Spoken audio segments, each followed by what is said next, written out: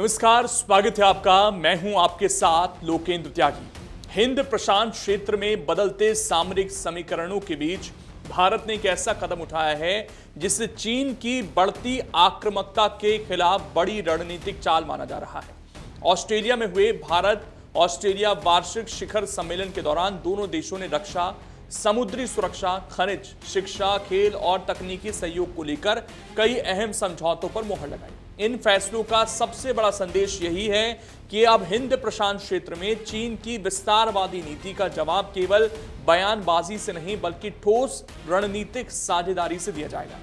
प्रधानमंत्री नरेंद्र मोदी और ऑस्ट्रेलिया के प्रधानमंत्री एंथनी अल्बनीज की मौजूदगी में जारी संयुक्त रक्षा घोषणा पत्र ने दोनों देशों के रिश्तों को नई दिशा दी है। इस समझौते का सबसे अहम पहलू समुद्री सुरक्षा और रक्षा सहयोग को अभूतपूर्व स्तर तक ले जाना है।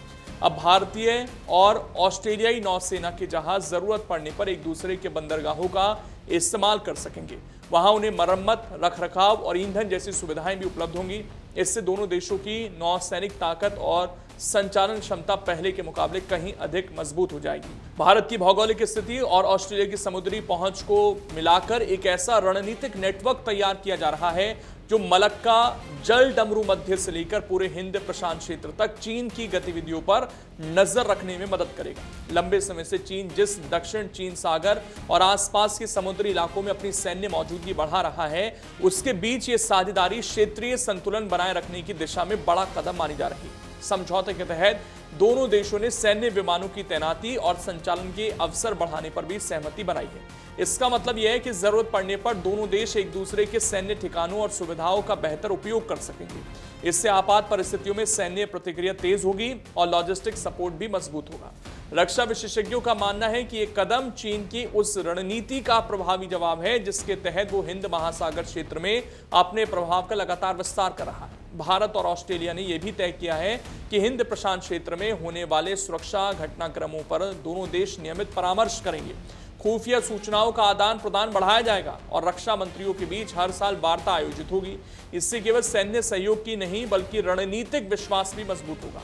किसी तीसरे देश में युद्ध, राजनीतिक संकट या प्राकृतिक आपदा जैसी स्थिति बनने पर दोनों देश मिलकर अपने नागरिकों को सुरक्षित निकालने के लिए भी संयुक्त अभियान चला सकेंगे। समुद्री सीमाओं की सुरक्षा को और प्रभावी बनाने के लिए भारतीय तटरक्षक बल और ऑस्ट्रेलिया के मैरीटाइम बॉर्डर कमांड के बीच समझौता ज्ञापन पर हस्ताक्षर किए गए हैं। इसके जरिए समुद्री अपराध, तस्करी और अवैध गतिविधियों पर निगरानी बढ़ाई जाएगी। इसके अलावा सैन्य कूटनीति को नई मजबूती देते हुए वर्ष 2028-29 में भारत का एक सैन्य प्रशिक्षक ऑस्ट्रेलिया डिफेंस कॉलेज में नियुक्त किया जाएगा।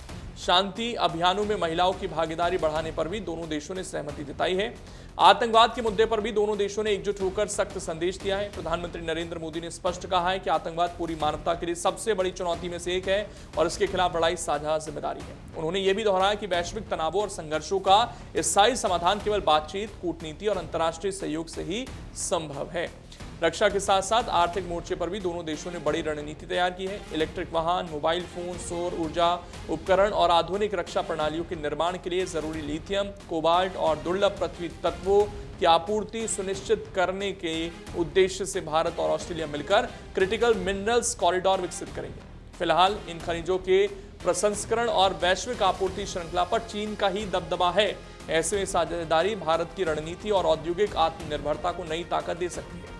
कुल मिलाकर भारत और ऑस्ट्रेलिया की ये नई रणनीतिक साझेदारी केवल द्विपक्षीय संबंधों तक सीमित नहीं, इसका सीधा असर हिंद प्रशांत क्षेत्र की सुरक्षा, वैश्विक आपूर्ति श्रृंखला, रक्षा सहयोग और चीन की बढ़ती रणनीतिक चुनौती पर पड़ने वाला है। यही वजह है कि समझौते को आने वाले वर्षों में एशिया प्रशांत क्षेत्र की सबसे महत्वपूर्ण सामरिक साझेदारियों में से एक माना जा रहा है।